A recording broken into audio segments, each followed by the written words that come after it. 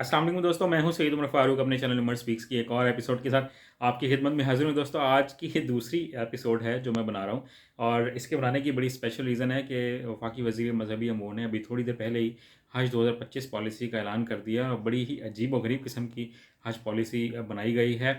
और उसमें उन्होंने कहा यह है कि सऊदी गवर्नमेंट ने जैसे कहा है वैसी ही हज पॉलिसी बनाई गई है। उम्मीद है कि उन्होंने ही कहा होगा तब ऐसी हज पॉलिसी बनाई गई है। तो इसके कंप्लीट डिटेल मेरे पास मौजूद है, एक एक पॉइंट।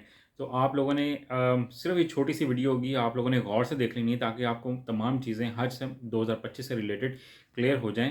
तो फिर कोई और बात हो तो फिर आप पूछ लीजिएगा।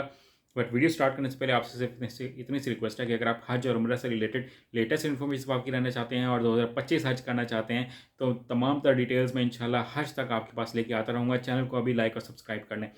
जी तो दोस्तों, सबसे पहले जो बताने वाली चीज़ है वो ये कि चौधरी सालिक साहब ने बताया कि 1,79,210 आज़मीन हज को कोटा मिला है जनाब सऊदी हुकूमत की तरफ से।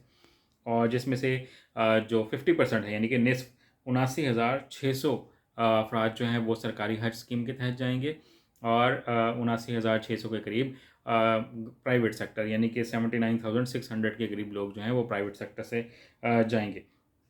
अब उन्होंने ये भी बताया कि जो पहले हम लोग ग्रुप खुद ही क्रिएट कर लेते थे ना, लास्ट ईयर तक यानी कि 2024 तक भी यही रूटीन थी कि हम लोग खुद ग्रुप क्रिएट करते थे। मैंने भी कुछ दिन पहले भी अपडेट दी थी कि ग्रुप क्रिएट करना पड़ेगा, ग्रुप लीडर बनाना पड़ेगा। तो अब उन्होंने ये पॉलिसी सऊदी हुकूमत के कहने पर जो चैनल पे उन्होंने बात की है, तमाम मीडिया चैनल्स पे चली है कि सऊदी हुकूमत के कहने पर हमने जनाब 2,000 लोगों का ग्रुप तश्कील दिया जाएगा। और जो किस्तों वाली बात मैं पिछले कई हफ्तों से मैं बताता आ रहा था और हमारी रिपोर्ट जो थी वो बिल्कुल 100% कन्फर्म थी। बड़े लोग सवाल कर रहे थे कि आपने किस्तों वाली बात तो कर दी है, ये कैसे होगा, ये कैसे नहीं होगा। तो ये किस्तों वाली बात 100% हो चुकी है, लेकिन इसमें बड़ी ही सख्त शराइत हैं जो आप लोगों को तय करना पड़ेंगी और एक ही दफ़ा फाइनल डिसीजन लेना पड़ेगा कि आप हज पर जाना चाहते हैं या नहीं जाना चाहते। और ये बात मैं क्यों कर रहा हूँ, इसकी वजह यह है कि 2 लाख रुपए हज की दरख्वास्त जब आप जमा करवाएंगे उसके साथ आप लोगों को देने पड़ेंगे। यानी कि अभी कुछ दिन में ही आज रात तक ही या कल तक ही डेट अनाउंस हो जाएगी कि आपने एप्लीकेशंस कब देनी है। तो आप लोगों ने 2 लाख रुपए यकमुश्त उसी वक्त ही बाय हैंड बैंक में जमा कराने हैं, किसी बंदे को नहीं देने। 2 लाख रुपए आपने हज की दरख्वास्त के साथ जमा करवाएंगे। आप दरख्वास्त जमा करवाएंगे कैसे कि आपको ऑनलाइन लिंक आपको कुछ दिनों में मिल जाएगा, 1-2 दिन में ही मैं आपको वो लिंक शेयर भी कर दूंगा। उस पर क्लिक करेंगे, अपना पूरा फॉर्म जो है वो फिलअप करेंगे और अपना बायोडाटा जितना भी है, पासपोर्ट का तमाम डिटेल्स जो हैं वो आप वहाँ पर डालेंगे। अपना ब्लड ग्रुप डालेंगे, ठीक है, अपना एक नॉमिनी डालेंगे कि जो आपके बाद अगर कोई आपसे कोई रब्ता करना चाह रहे हो और आपसे कांटेक्ट ना हो रहा हो तो आपके अलावा पाकिस्तान में कौन बंदा हो जिससे कांटेक्ट किया जाए, उसकी तमाम डिटेल्स डालेंगे। तो उसके साथ जब आप उसका प्रिंट निकालेंगे, पासपोर्ट साइज़ चार चार तस्वीरें पासपोर्ट साइज़ होंगी, पासपोर्ट की 2 कॉपियाँ होंगी। अगर पासपोर्ट नहीं है तो जो टोकन होगा आपके पास उसकी 2 कॉपियाँ साथ लगेंगी और आईडी कार्ड की 2 कॉपियाँ लगेंगी। अगर आईडी कार्ड नहीं है तो उसके जो टोकन मिला हुआ नादरा गिरफ्त से उसकी 2 कॉपियाँ साथ लगा के आपने जमा करा देना है। और उसके साथ आपने 2 लाख रुपए बैंक में जमा करवाने हैं अपने अकाउंट से, जो आपको हर हाल में अकाउंट खुलवाना पड़ेगा।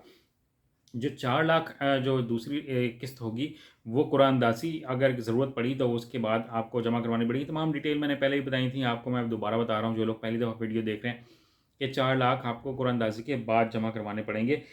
ठीक है, और फिर जो नेक्स्ट बकिया रकम होगी वो फिर आप लोगों को हज पर जाने से पहले फरवरी तक देने होंगे।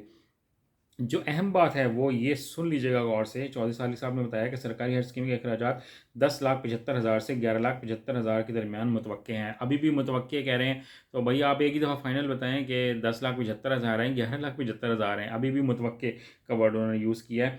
किस्त वापस लेने की सूरत में 50,000 रुपये की कटौती होगी। ठीक है, अगर आपने किस्त जमा करा दी है पहली या दूसरी किस्त जमा करवा दी है तो अगर आप वापस लेना चाहेंगे कि मैं हज पे नहीं जा रहा, कोई वजह हो गई है, तो आपकी 50,000 रुपये रकम कट जाएगी।